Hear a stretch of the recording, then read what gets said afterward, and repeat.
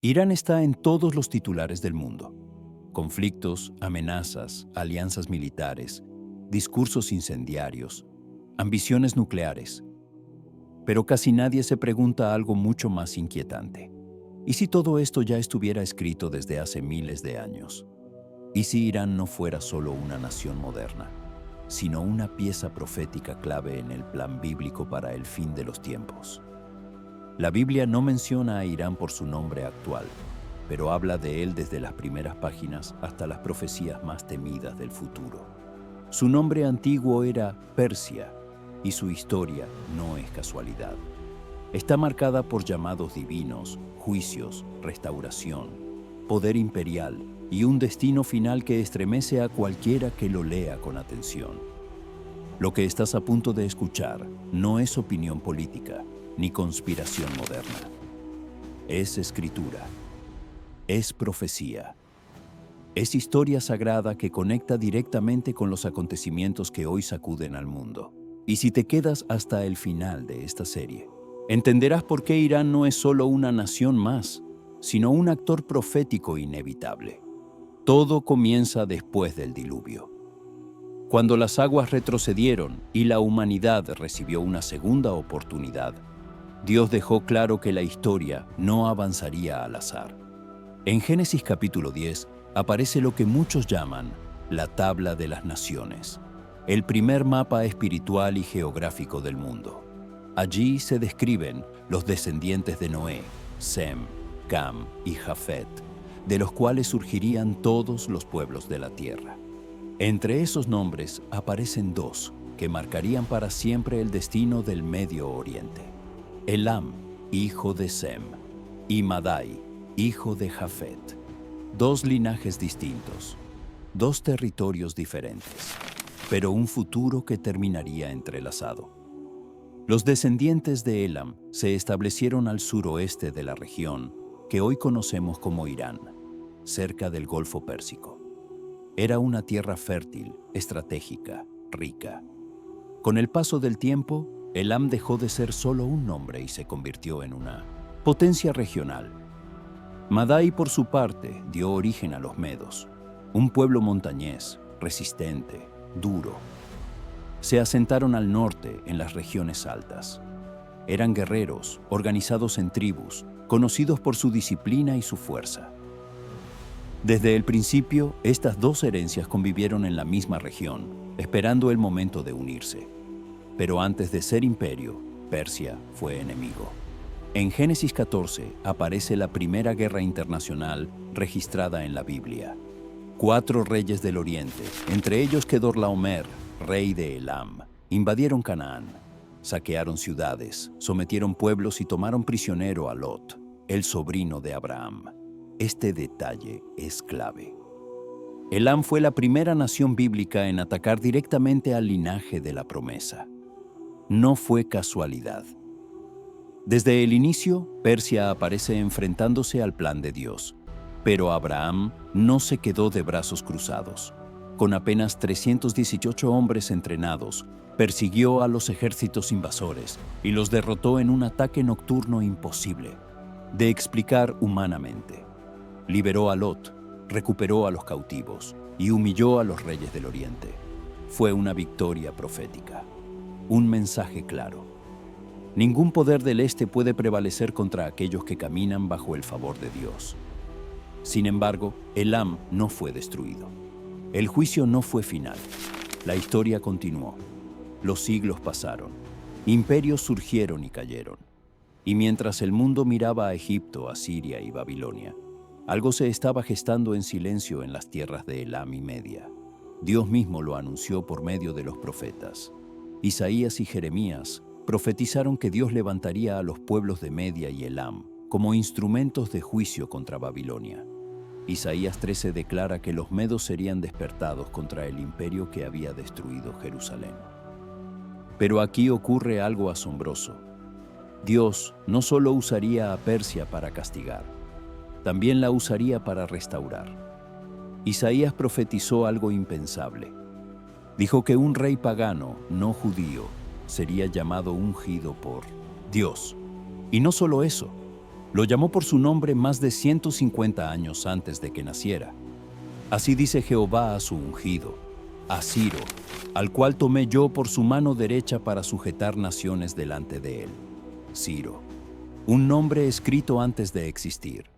Mientras Babilonia se creía eterna, Dios ya había designado a Persia como su reemplazo. Y no solo como conquistador, sino como libertador del pueblo de Israel. Cuando Babilonia cayó en una sola noche, tal como lo había anunciado el profeta Daniel, fue Ciro el Grande quien tomó el trono. Y lo primero que hizo no fue destruir Jerusalén, sino liberar a los cautivos. Ordenó el regreso de los judíos a su tierra.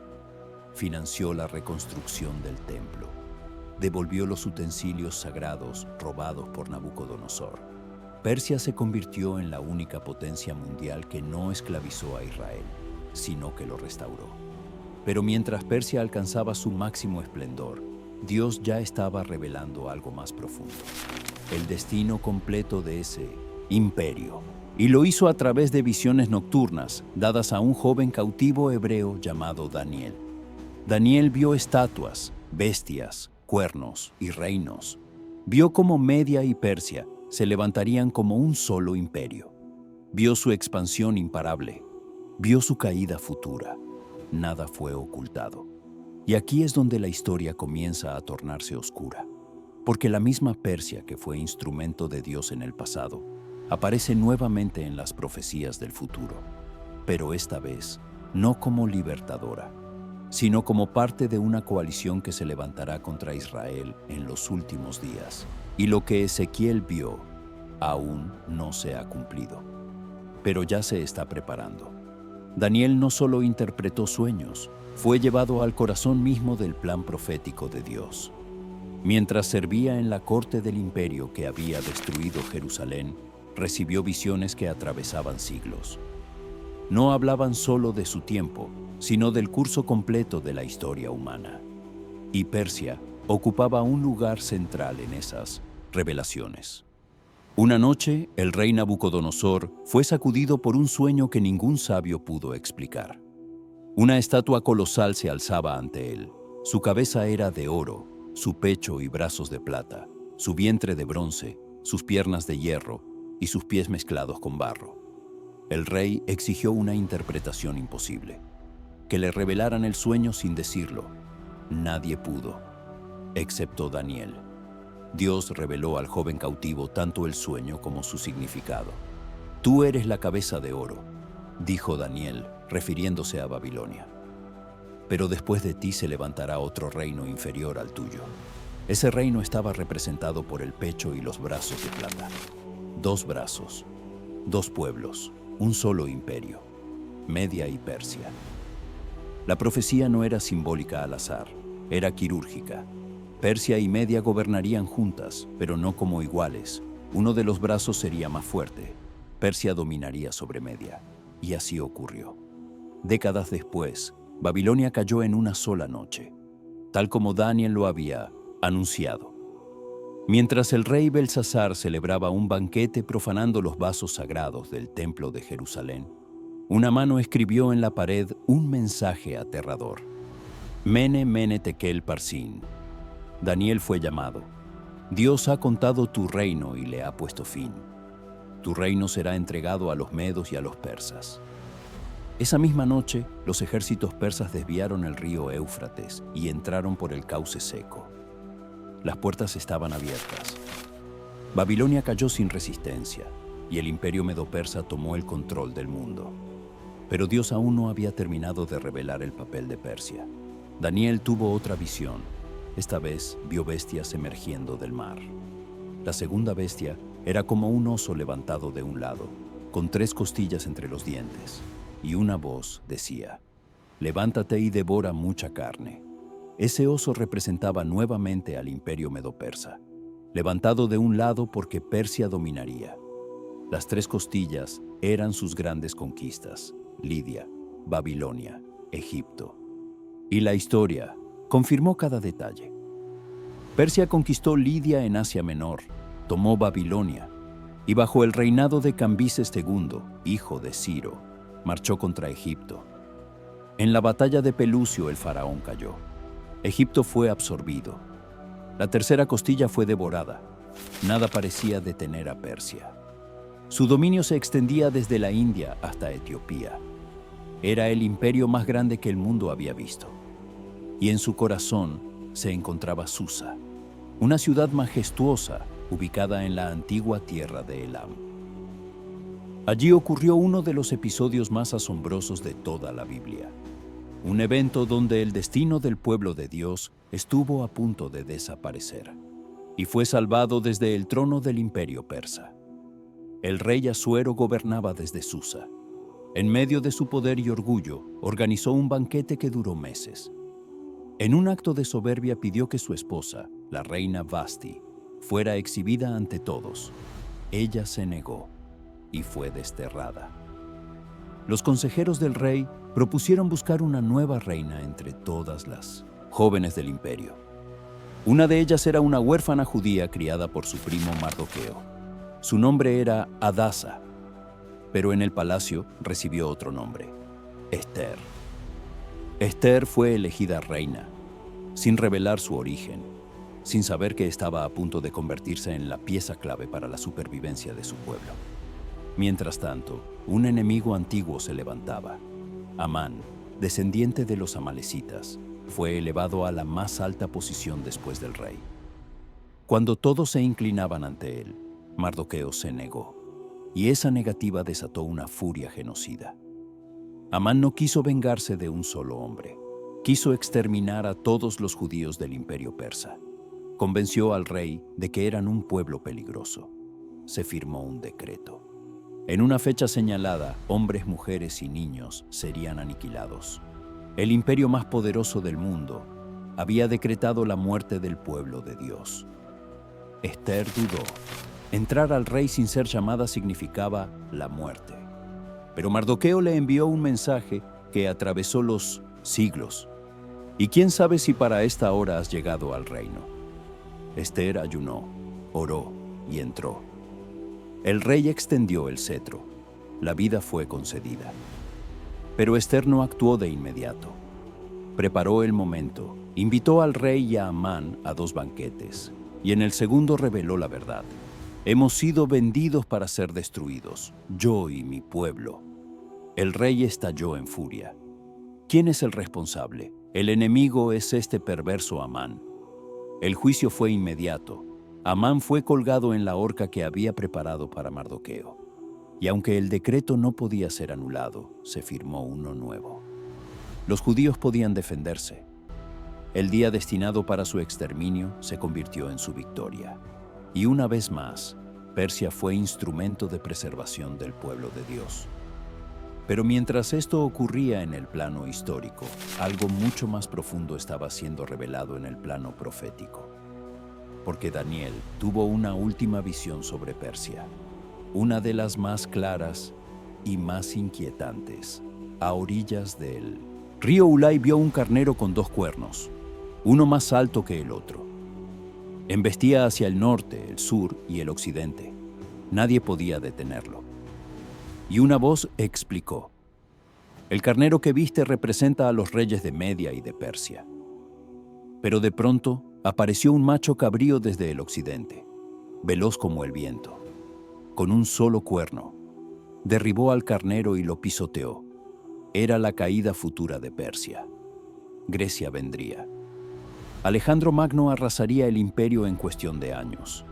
Daniel lo vio siglos antes de que ocurriera. Persia tenía un destino doble: ser instrumento de Dios y luego ser derribada. Pero su historia no terminaría allí, porque siglos después, cuando el mundo esperaba en silencio, Persia volvería a aparecer, esta vez en el nacimiento del Mesías. Y ese detalle lo cambia todo. El mundo estaba en silencio. Los imperios habían cambiado. Grecia había caído. Roma dominaba con puño de hierro. Jerusalén estaba oprimida. Y parecía que Persia había desaparecido del relato bíblico. Pero ese silencio no era ausencia, era espera. Porque cuando llegó el momento más importante de la historia humana, Persia volvió a aparecer, no con ejércitos, no con decretos imperiales, sino con hombres sabios guiados por una señal en el cielo. El Evangelio de Mateo lo registra con pocas palabras, pero su significado es inmenso. Unos magos vinieron del oriente a Jerusalén diciendo: ¿Dónde está el rey de los judíos que ha nacido? Porque su estrella hemos visto en el oriente y venimos a adorarle. ¿Quiénes eran estos magos?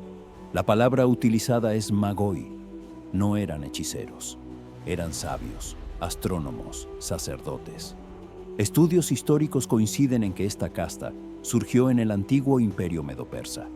Eran guardianes del conocimiento, intérpretes de señales, celestes y custodios de antiguas profecías.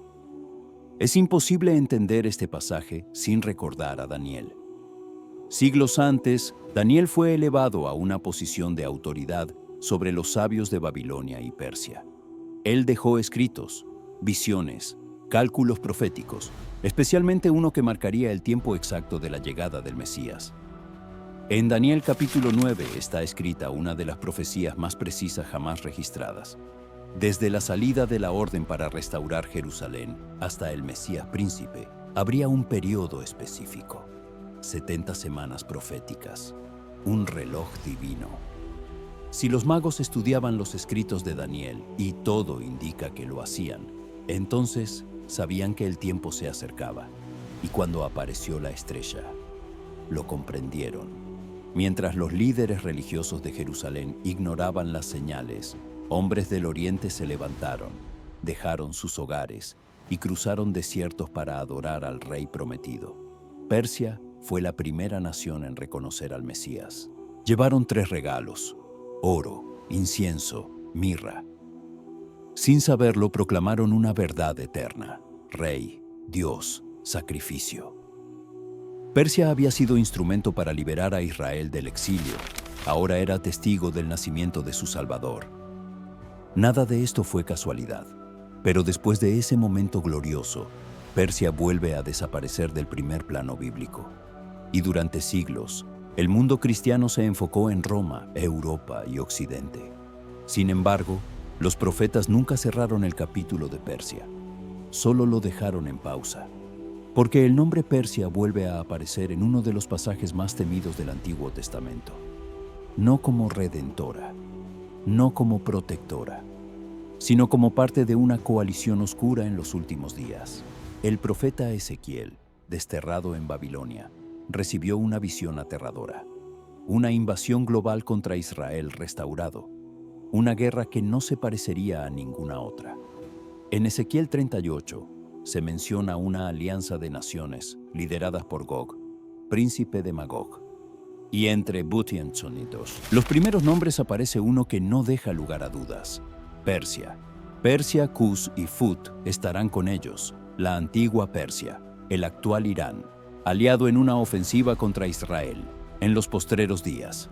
La profecía describe un ataque como tormenta, una avalancha de pueblos descendiendo desde el norte, con armas, con ejércitos, con confianza total en su poder. Pero algo sale mal, muy mal. Dios mismo interviene.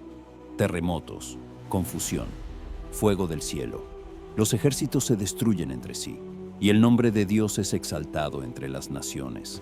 Seré engrandecido y santificado, y sabrán que yo soy Jehová. Persia participa en la invasión, pero no en la victoria. Este pasaje ha generado temor y debate durante siglos, porque no habla de una guerra antigua, habla de un Israel restaurado en su tierra, algo que no ocurrió hasta el siglo XX. Durante casi 2000 años, esta profecía parecía imposible. Israel no existía como nación, pero en 1948 todo cambió. Desde 1901. Entonces, el mundo ha visto cómo Irán ha adoptado una postura cada vez más hostil hacia Israel.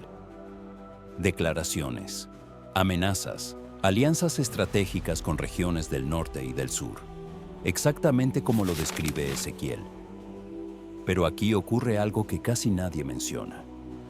Porque aunque Ezequiel describe el juicio de Persia, Otro profeta revela algo sorprendente sobre su destino final. El profeta Jeremías pronunció una palabra específica contra Elam, la región histórica de Persia. Dice Jehová: yo quebraré el arco de Elam, parte principal de su fortaleza. Pero acontecerá en los postreros días que haré volver a los cautivos de Elam, juicio y restauración. Este versículo cambia por completo la narrativa, porque aunque Persia se levante contra Israel en el futuro, Dios no cierra la puerta. El juicio no es el final. La historia de Irán en la Biblia no es lineal, es cíclica: llamado, rebelión, uso divino, caída, restauración. Y eso nos lleva a una pregunta inquietante. ¿Está Irán hoy caminando hacia el cumplimiento de estas profecías? ¿O aún hay un giro inesperado por venir? Para entender el destino final de Irán según la Biblia, hay que mirar con atención algo que muchos pasan por alto.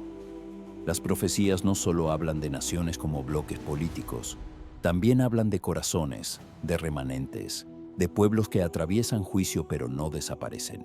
Y Persia es uno de los ejemplos más complejos de toda la Escritura. Después de la guerra descrita por Ezequiel, el texto no muestra a Dios celebrando la destrucción. Muestra a Dios revelándose, mostrando su poder para que las naciones entiendan quién es Él. El objetivo no es solo castigo, es revelación. Ezequiel declara que tras el juicio, las naciones sabrán que Jehová es el Señor. Esto implica que habrá sobrevivientes, testigos, personas que verán el poder de Dios y no podrán negarlo. Y aquí es donde la profecía de Jeremías sobre Elam cobra un peso impresionante. Dios dice que quebrará su arco, su poder militar, su orgullo, su fuerza. Pero luego añade una promesa que rompe toda lógica. En los postreros días haré volver a los cautivos de Elam. No dice quizá, no dice tal vez, dice acontecerá. Esto significa que incluso después de participar en una coalición contra Israel, Persia no es borrada del mapa espiritual. Hay restauración, hay regreso, hay misericordia. Y este patrón no es nuevo. Ya lo vimos antes. Persia fue enemiga en Génesis. Luego fue instrumento de juicio. Después, libertadora. Más tarde, protectora. Luego cayó. Y aún así, Dios la vuelve a mencionar en los últimos días. La Biblia no presenta a Irán como una nación olvidada, sino como una nación observada, seguida, escrita. Ahora bien, cuando el Nuevo Testamento habla del final de los tiempos, no menciona a Persia por nombre, pero sí habla de las naciones, habla de pueblos de toda lengua y tribu que estarán delante del trono. Habla de multitudes imposibles de contar. Y en Apocalipsis se repite una escena poderosa. Las naciones que sobrevivieron al juicio caminan a la luz del Cordero. Traen su gloria. No son aniquiladas, son transformadas. Esto conecta directamente con Zacarías, donde se dice que las naciones que un día subieron contra Jerusalén, después subirán año tras año para adorar al Rey. Esto significa que incluso aquellas que participaron en la rebelión, si sobreviven, tendrán la oportunidad de reconocer a Dios. Y aquí la pregunta se vuelve personal, porque Irán no es solo un gobierno, no es solo una ideología, es un pueblo.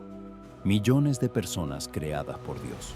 En los últimos años, algo silencioso pero poderoso ha estado ocurriendo dentro de Irán. A pesar de la persecución, el cristianismo está creciendo. Iglesias clandestinas, conversos, sueños, visiones, testimonios de iraníes encontrándose con Jesús en sueños. Esto no es política, es espiritual y encaja perfectamente con el patrón bíblico. Dios siempre deja un remanente, incluso en las naciones más oscuras.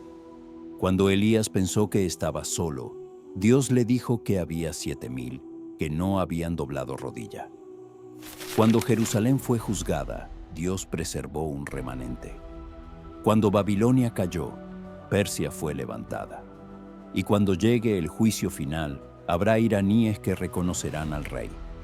Esto nos lleva a entender que el destino bíblico de Irán no es solo destrucción, es confrontación, revelación, decisión.